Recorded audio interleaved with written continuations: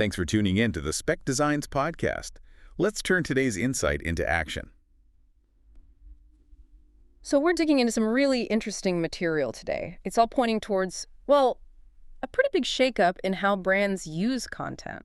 Yeah, it seems like that super polished, look how great we are marketing message Yeah, is just not cutting it anymore. exactly. It feels like it's actually turning people off. The real strategy now seems to be about building actual trust, building loyalty, and yeah, still driving leads, but differently. That's really the core challenge we kept seeing in the blogs and reports we looked at. People are just tired of ads, really tired. Mm-hmm. They want content that gives them something real, something that teaches them or entertains them, maybe inspires them a bit. If it smells like a sales pitch right off the bat. They're gone instantly. So what we want to do here is really zero in on the practical things, the tactics you can actually use to shift from just being, a vendor, Right, transactional. to becoming a partner that people genuinely trust, Yeah. an authentic voice. Okay, let's start with maybe the biggest hurdle. Just the sheer amount of stuff out there. Markets are flooded. Information overload is real. Totally saturated. And if something feels even slightly fake or, overly produced, people just swipe right past it. So how do brands break through that noise without just yelling louder or resorting to tricks? Well, it really has to start with authentic storytelling. I mean, the goal has to be a genuine connection. Okay. All the data we looked at points to this. Customers are actively looking for brands that seem to share their values. And maybe more importantly, brands that act like actual people. Not just corporate machines churning out reports. Exactly. So the shift is, it's fundamental. Stop just shouting about product features. Right. Start telling the story behind the work, Focus on the mission, the purpose, the people actually doing the job. So tools like social listening, they're not just for tracking brand mentions anymore. Not at all. Or they shouldn't be. It's more about finding those real stories, the things people are actually talking about that connect with your brand. Is that right? Mhm. Precisely. You're tapping into what they genuinely care about, so you're not just guessing what might resonate. And that resonance, it hinges on the human element, doesn't it? Yeah. That old saying, people buy from people. It sounds like such a cliche, but honestly, the metrics back it up time and time again. But hang on a second. Mm. If a brand knows it needs to look authentic, isn't there a danger it just becomes another performance? How do you show that human side genuinely so it doesn't feel, manufactured? That's the million-dollar question, isn't it? It's a real tension. We saw in one of the service industry reports, I think it was called the Q3 Trust Index, that behind-the-scenes video works so well because it signals transparency, not perfection. Ah, okay. Less polish, more process. Exactly. Think about that example they used in the blog, a quick, maybe 15-second video clip. It showed a roofing team starting super early, grabbing coffee, carefully putting on safety gear. Right. That little glimpse, it says dedication, quality, safety, way more effectively than some perfect staged photo shoot ever could. Yeah, I get that. It shows the effort, the care involved. It's not just the finished product. Precisely. And this ties straight into your internal culture, too. We strongly recommend using employee spotlights consistently. Tell me more about that. Feature the estimator who's known for double-checking every single detail, or, the technician who always seems to figure out the tricky problem on the first try, saving the client hassle and money. Okay. Content like that, it does two really powerful things. First, it boosts team morale, people feel seen and valued. And second, it gives customers a real face, a person they can connect with who's doing the work. So it builds that personal bond. Right. And when people feel connected to the team, their loyalty to the brand just goes way, way up. Okay, so we've talked about building trust from the inside out, showing the human side. Now, what about validation from the outside? Getting customers involved. Yeah, this is where the customer's voice becomes maybe your most powerful asset.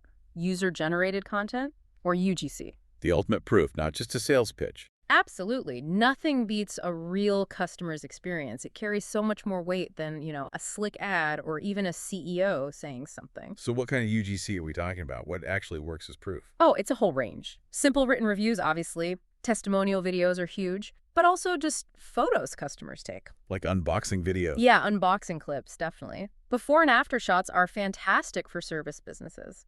Even simple how-to tips that clients share based on their experience with your product or service. Okay. Sharing that raw, unedited customer experience, that just reads as truth in a way that marketing copy, it just can't replicate. I can see how product companies get those unboxing videos or photos easily. But what about service businesses? Plumbers, electricians, contractors. They don't have a shiny new gadget. How do they encourage people to share? They have to make it super easy. Forget complicated campaigns with lots of hoops to jump through. Keep it simple? Really simple. Focus on straightforward calls to action. Maybe do a quick monthly feature where you highlight a customer's project they loved.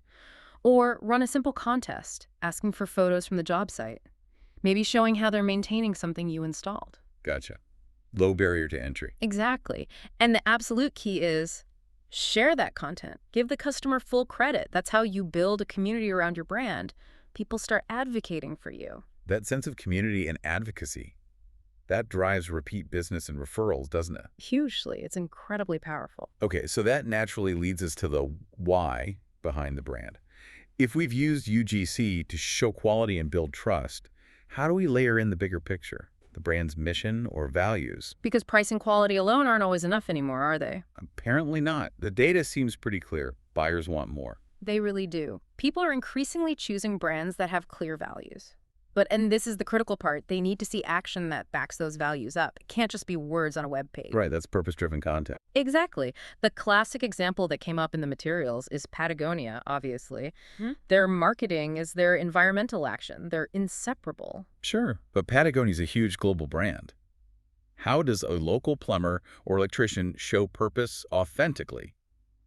They're probably not saving the rainforest. No, probably not. It has to be practical, baked into how they actually operate every day. Like what? Give me some examples. Okay, so maybe it's having really rigorous safety training for their team and actually talking about that publicly, showing they invest in their people's well-being. Okay, make sense.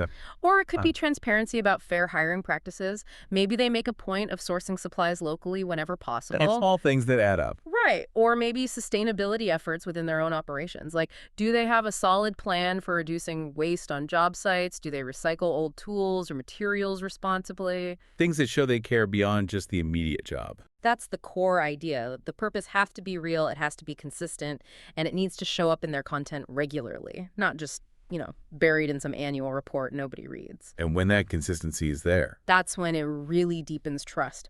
And we saw clearer links between that demonstrated purpose and higher conversion rates. It actually lifts the bottom line. Okay, let's shift gears a bit and talk about format. Video is still king for engagement, right? But the way people watch video keeps changing. Oh, absolutely. It's a moving target. You need a mix, and each type of video needs a clear goal. So break it down for us. What's working now? Well, first, you've got your short-form video. Think TikTok, Instagram Reels, YouTube Shorts. These are quick hits, super snackable. Had to hook them fast. Instantly, like first 3 seconds, max. If you don't get up them, they're scrolling. The main goal here is discovery, getting seen by new eyes. Now, this is where repurposing content is smart, right? Taking longer stuff and chopping it up. Definitely. You don't need to reinvent the wheel for every single platform. Take a longer demo or a tutorial, find the best nuggets, and turn those into short, punchy clips. Makes sense. What's next? Then you have long-form video. This is where you build real authority and trust. Think detailed tutorials, deep dives into project case studies, maybe educational webinars. The stuff that shows expertise. Exactly. And this kind of content is also gold for SEO, for ranking well in search results over time. Okay, short form for discovery, long form for authority. What else? Live video. This is all about immediacy, real-time engagement. Like live shopping or Q&As? Perfect examples. Live streams for shopping, doing live demos, hosting Q&A sessions. It lets you interact directly with your audience, answer questions on the spot, maybe offer limited time deals. Driving sales right then and there. Social commerce. That's a huge part of it. But look, for any of these video formats to really work at scale, you can't just post and pray. Right. You need to get it in front of people.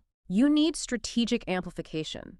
That means smart, targeted, paid media campaigns, and also collaborating with the right influencers, people who genuinely align with your brand to reach beyond just your existing followers. So producing the video is only half the battle. Getting it seen is the other half. At least half, yeah. And tied into getting seen is how people find information now. It's changing fast. Optimization isn't just about old school SEO anymore. What adaptations do we need to make there? Well, first, there's the ongoing shift to voice search optimization, people asking questions to their phones, their smart speakers. So content needs to answer questions directly. Right. Think conversational queries. Your content needs to be structured to provide those answers naturally. But the really big shift, the one we need to prepare for now, is GEO. GEO. Huh. Generative engine optimization. Okay, that sounds technical. Unpack that for us. What does GEO actually mean for someone creating content? It's kind of the next frontier. Think about how regular SEO optimizes your content to rank well in Google's list of blue links. GEO optimizes your content so that AI tools like Google's SGE or other large language models can find it, understand it, and summarize it accurately when they generate an answer for a user. So it's about making your content AI friendly. Essentially, yes. Your content needs clear structure, good headings, clear definitions, maybe explicit summaries or key takeaways. Why? Because when an AI scans your page to create its own summary or answer, You want it to get your message right. exactly, you want your brand's key points and authority to come through accurately in that AI-generated response. It's going to be crucial for discovery, very, very important. Okay, that's definitely something to keep an eye on. So let's pull this all together. We've built trust. We've got the customer proof with UGC. We're using the right video formats, optimizing for new discovery methods like GEO. How do we make sure all this effort actually turns into results, real wins for the business? Right, the conversion piece. The most direct way is to actively invite participation. Content shouldn't be a one-way street. Make it interactive. Exactly. Things like polls, quizzes, live Q&A sessions, AMAs, ask me anything sessions. These turn passive viewers into active participants. Gets them involved. And remember the format roles. Use that short-form content to grab attention initially, draw people in. Then your well-optimized, trustworthy long-form content does the heavy lifting to actually secure the conversion, often supported by solid SEO. And none of this works if you're just guessing, right? Data has to drive it. Oh, absolutely critical. We're way past guessing now. Data is what enables real personalization. How so? We're using AI now to get smarter about what topics resonate, the best times to distribute content, even what specific offers to present to which person. We're heading towards hyper-personalization. Tailoring content almost to the individual. That's the goal, based on where they are in their journey with your brand. But Yeah. And this is so important for maintaining that trust. We talked about you have to be rigorous about data privacy. Transparency is key. You can't personalize at the expense of trust. Never. It completely undermines everything else. And these new AI tools, they also let us test things much faster, don't they? Huge advantage. We can use AI and generative AI not just to help draft content, but to quickly A/B test different headlines, visuals, calls to action. We can iterate and refine based on what's actually working much, much faster than before. Makes the whole process more agile. Right. And you integrate that with good content automation systems to handle the distribution smoothly across all your channels. It saves so much time and effort. Okay, so bringing it full circle then. Yeah. If we're putting all this effort in, we need to track the right things. We've all obsessed over vanity metrics like likes in the past. Yeah, likes don't pay the bills. Huh, exactly. So what should businesses be tracking to know if their content is actually working? You need to track the metrics that tie directly to revenue and loyalty. That means tracking actual conversions. Like demo requests, contact form fills, phone calls booked directly from content. For e-commerce, it's repeat sales. Track the things that mean business. Tangible results. Tangible results. But don't forget the qualitative side either. Keep an eye on brand sentiment. What are people actually saying about you? When you focus on tracking those business-critical metrics, your content doesn't just get eyeballs. It actually drives engagement that leads to measurable results and builds loyalty. So maybe here's a final thought for you listening. As you plan out your content for the next year or so, think about this. If your business has a real core purpose, maybe it is that rigorous safety training or your sustainability efforts or how you support fair hiring, how could you take that purpose? And instead of just mentioning it in passing or in some formal report, how could you make it the star of, say, an ongoing short-form video series? Show the action, show the why, constant. Make it visible and integrated. Exactly. Think about how showing that purpose in action, week after week, could build trust and drive conversions much more effectively than a document gathering dust. That's a really powerful way to frame it.